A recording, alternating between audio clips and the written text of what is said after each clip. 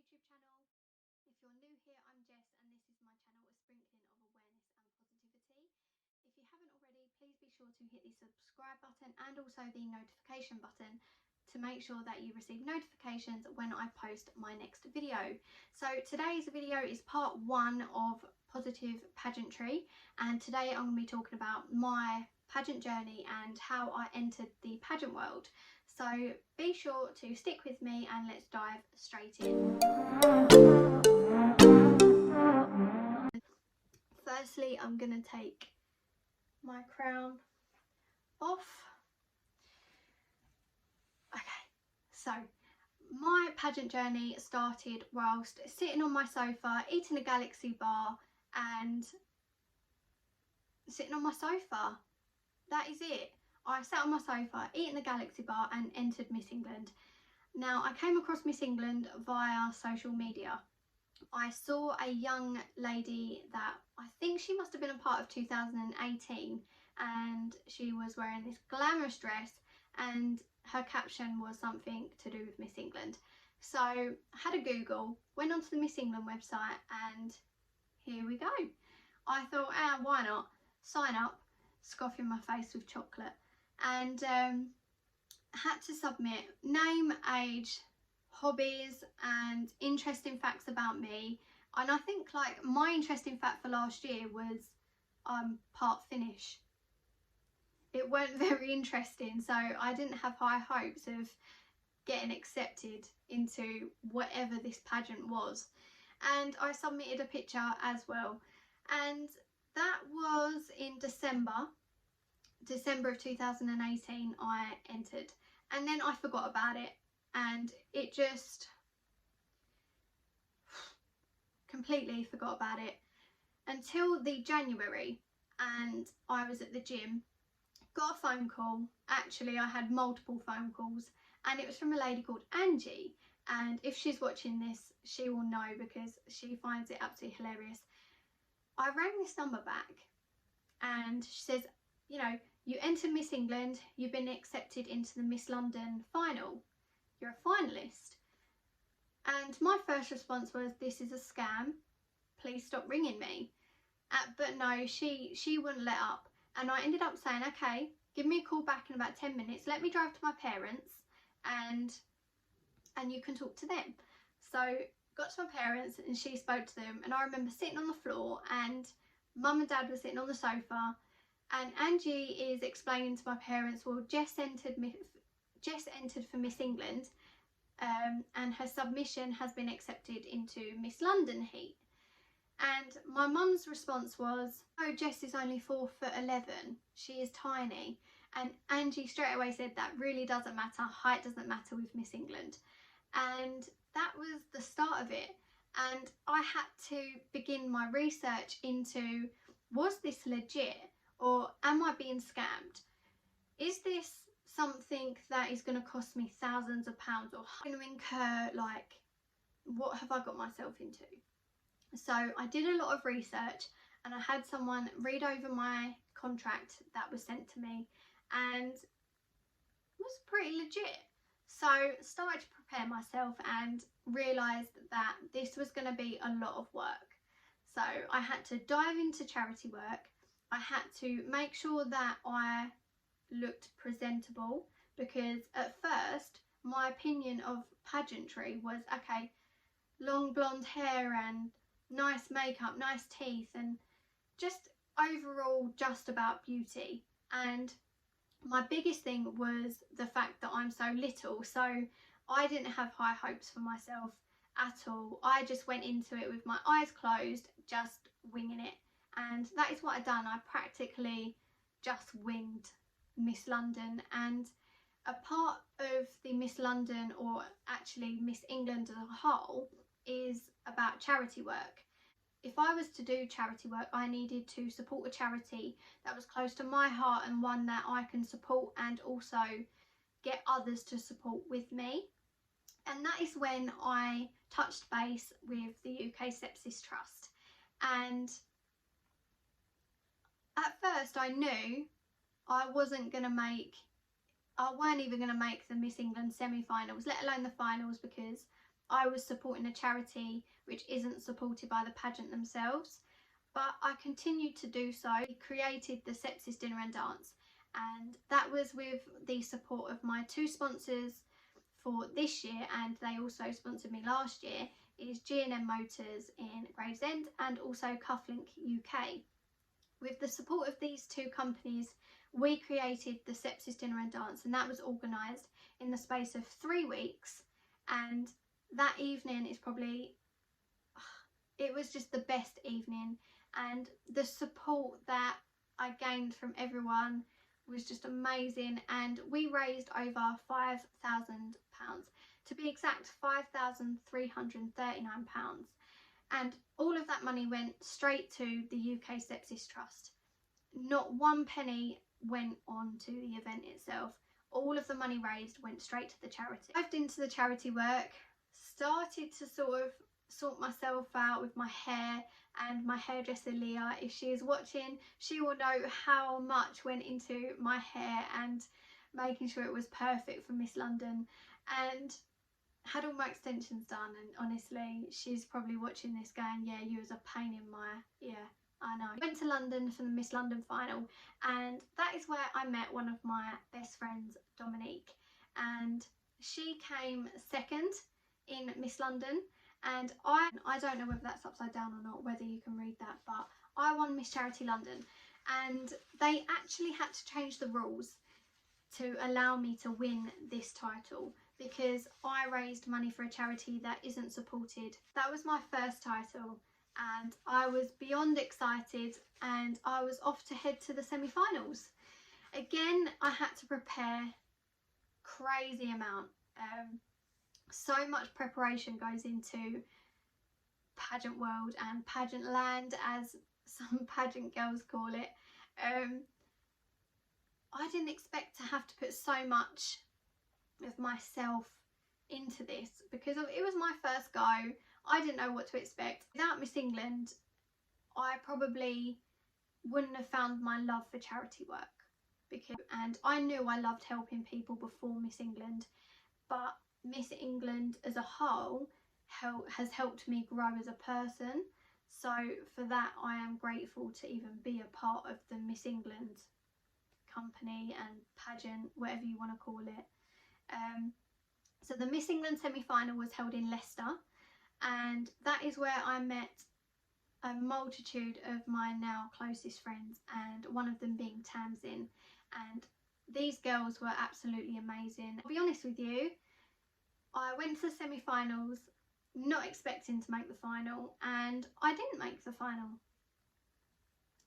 Nope, it was the end of my Miss England journey. You would expect me to be absolutely gutted, absolutely heartbroken, but I knew from the get-go that I weren't going to make the final.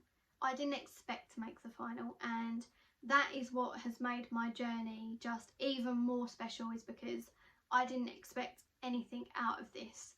I just went in blind and I didn't realise how far I would go. I thought it was over, crack on with life. A couple of weeks later, I got a call from the Miss England organisation offering me a place in the final.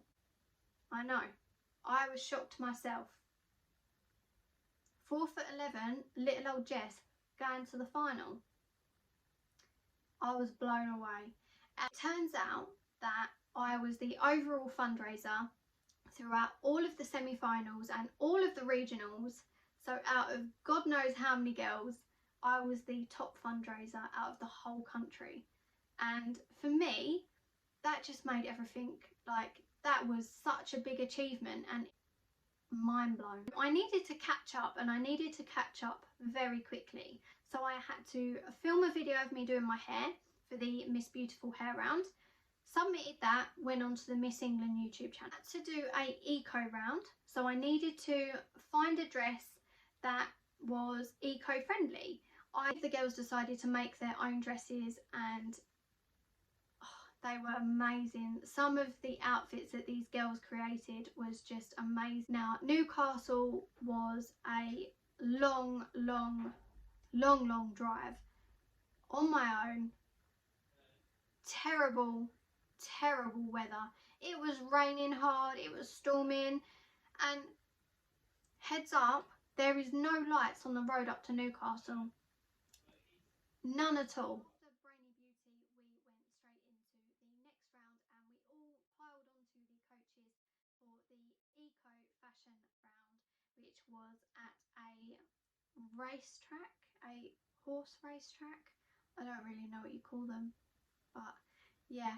So I decided to upcycle a outfit from a charity shop. In the evening was Miss Beautiful Hair, and we all had to basically go to this club in Newcastle, and it was just all of the Miss England girls, and we had to wear little black dresses, and basically it was girls with the most beautiful hair. And for this round we had to submit a video of us styling our hair, and basically the girl with the most beautiful hair and the most stylish hair and the best video would win.